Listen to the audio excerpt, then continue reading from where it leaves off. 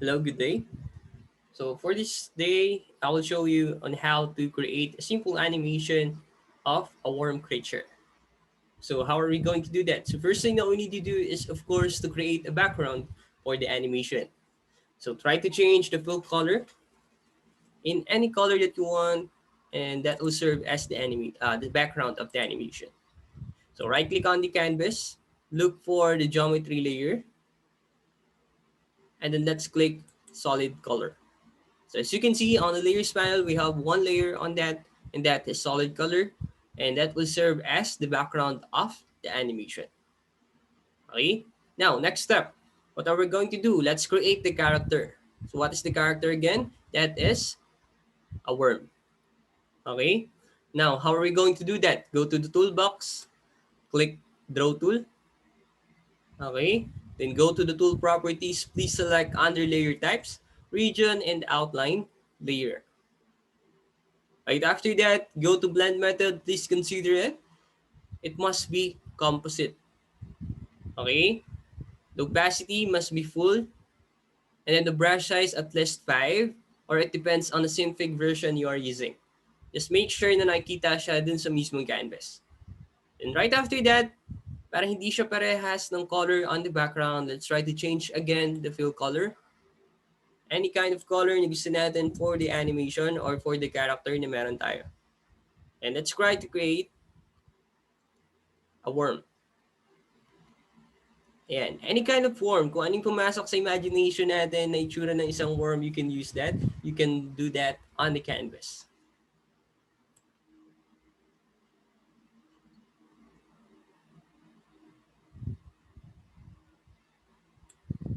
Ayan. So as you can see, nakapag-create na tayo. To make it more creative, let's create a face on it.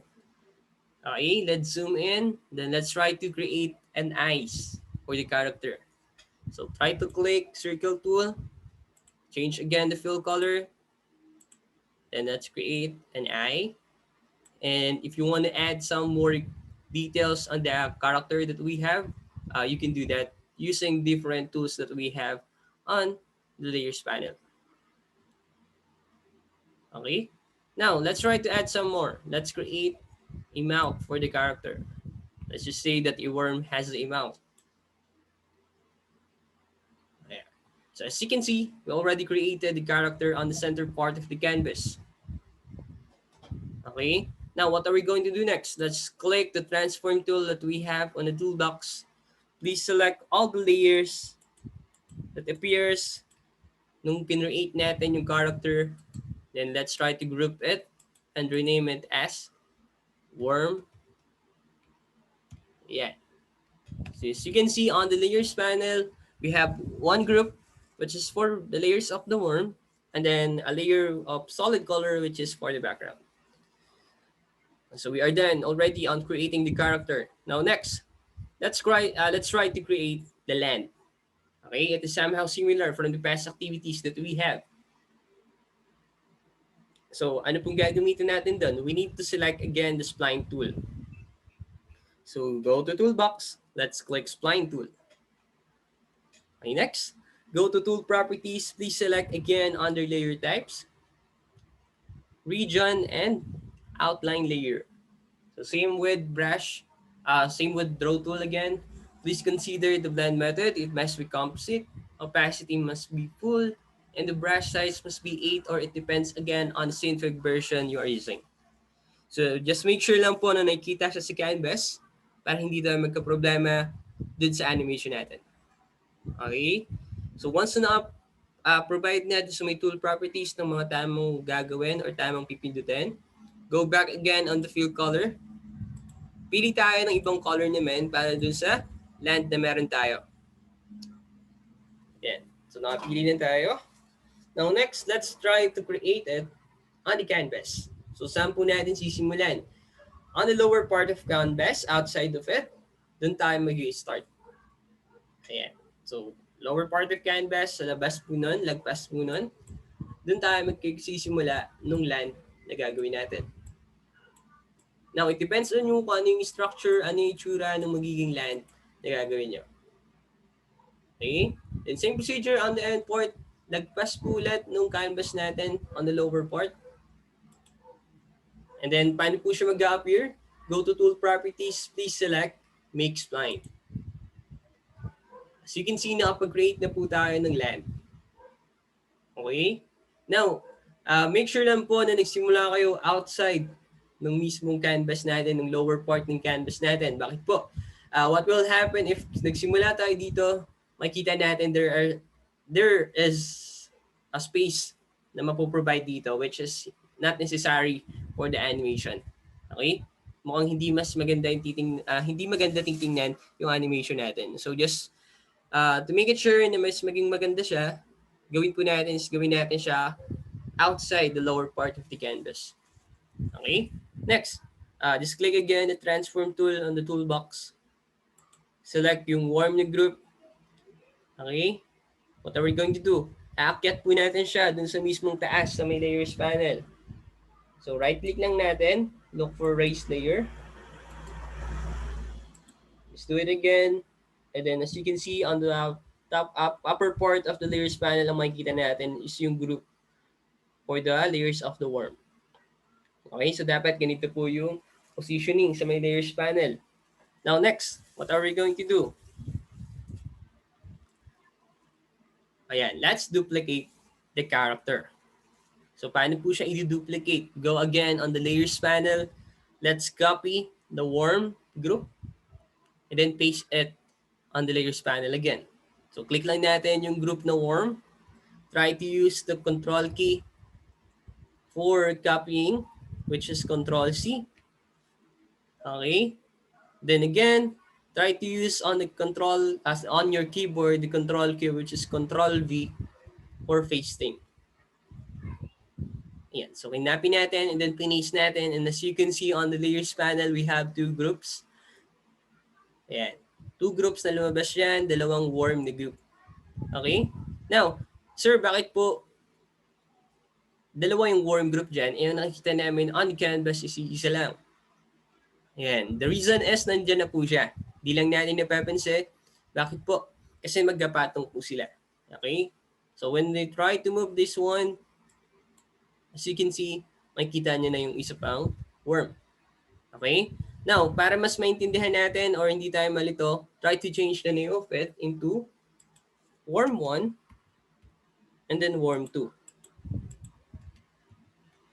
Okay? Para hindi tayo malito. Now, next.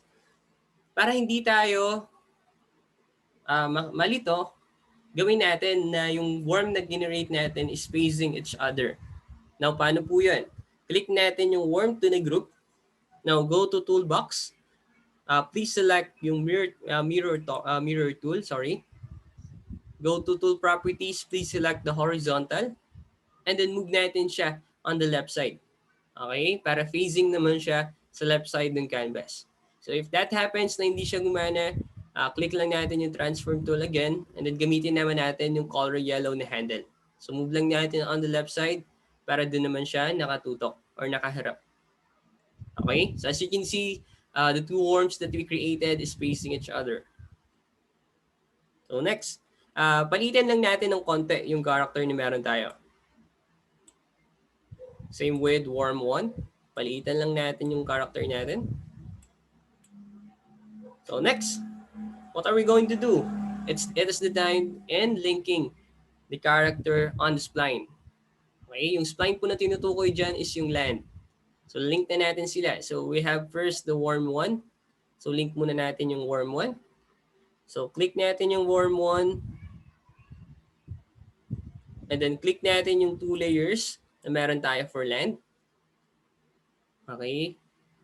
And as you can see on the layers panel, meron tayong tatlong sinelect.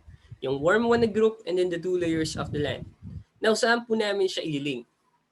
Okay? Saan po siya ililink? Yung worm 1 po natin, ililink natin siya on the starting part of the land. Yung sa pinaka-umpisa. Okay? Now, on the opposite end, yung worm 2 naman, doon natin ililink. Okay? So yung worm 1 natin, ililink natin dito sa simula ng land natin. And then si worm 2 naman, dito natin siya ililink sa dulo. Okay? Or sa end part ng land na create natin on the canvas. So let's try. Again, click yung group na worm 1, click the two layers of the land. Now, click again the blue layer na meron tayo, or blue handle, sorry, na meron tayo for worm 1 group. And then go to starting part of the land. Now, look for link to spline. And as you can see, nandito na po yung unang worm natin. Ang natira na lang on the center part of the canvas is the character, which is worm 2. Now, next, gawin naman natin yung linking to spline ng worm 2. Okay? So, click lang yung worm 2 na group, and then select also the two layers of the land. Now, dito naman tayo magli-link sa dulong part ng canvas. Or sorry, ng land. Okay? Now, click ulit yung blue na handle. Once lang ulit. Then right-click on the line, on the end part. Click link to spline. So as you can see, wala na tayong makikitang character on the center part of the canvas. So both worm is nakalink na po dun sa end part and then the starting part of the land. So try natin. Let's test it. Just click worm 1. Then move natin using the green handle. And as you can see, nag-move na siya. Then try natin yung worm 2. Move natin again using position handle. And as you can see, gumalaw na rin siya. And then nakalink lang po sila on the land, so dun lang mismo sila dadaan. Okay? Now next. After natin magawa yung linking to spline, it is the time to insert the keyframes. Okay? Let's insert the keyframes. So, if 120 frame na yun na meron tayo on the time track, pwede na po yan. Okay? Kung hindi 120, you can manage that on the canvas properties. Okay? And the time settings. Now, ano pong gagawin? Punta tayo kay green man icon that we have on Synfig. Let's click it to turn on the animate editing mode. Now next, insert tayo ng keyframe. So this time, gamit lang tayo ng mga simple keyframes that we can add. It's like for example, on 24 frame, i-click tayo. So ang gagalawin lang muna natin is worm 1. So 24 frame, then move natin using the position handle. 48 frame. Okay. 72. 96. For every keyframe na meron tayo or insert natin, we need to move the character. Okay? Now, as you can see, nakapag-insert tayo ng keyframe 24, 48, 72, 96, and then 120. Okay? So yung guwat po nila is 24 frame.